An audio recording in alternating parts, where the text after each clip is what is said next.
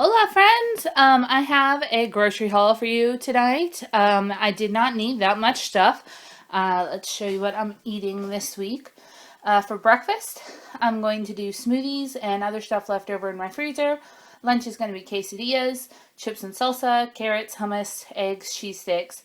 And then dinner is going to be, I didn't eat that spaghetti and sauce last week, so I'm going to do that. I'm also going to do a chicken stir fry with brown rice and veggies. I'm going to eat that tilapia finally that I got from the Dollar Tree, but it's been in the freezer, so it's fine.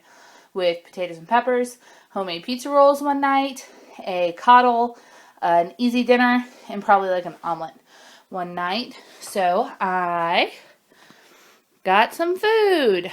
I picked up a thing of Monterey Jack cheese, a whole bunch of pears and apples. Pears are in season right now, and they're so good. I got a spinach and kale thing. Some milk, that's what that's called. Some coconut flour. I'm going to try to make some flourless, sugar-free chocolate chip cookies, and it calls for coconut flour, so that little bag was over $5. I think it was like $5.50, but we're going to see how it does.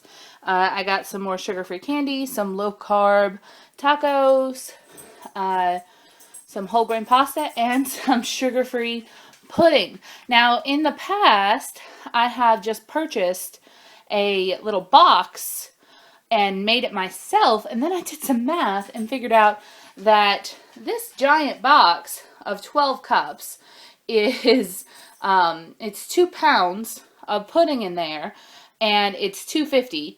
Whereas if I make it myself, the box is $1.50, and then I have to use several cups of milk, and I don't get as much pudding. So the waste-free side of me screams against this, but at the same time, this is really convenient, and it's cheaper, and I get more without having to make it myself.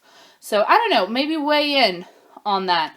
I hate how much packaging, how much plastic there's in that. I can recycle the cardboard box, of course, but all those little cups will go to landfill. But at the same time, it's more frugal because I get more for less money, and it's hard to argue with my brain on that. So that is what I am doing this week. I already made the quesadillas.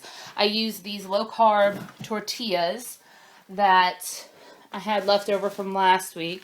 And earlier today, I just made a bunch with some of the chicken that I got, the rotisserie chicken that I got 2 weeks ago on a really good sale. It was already shredded and in the freezer, so I defrosted that and put it on these with some cheese. Oh, and I recooked the chicken in Italian dressing, which really gives it a zing.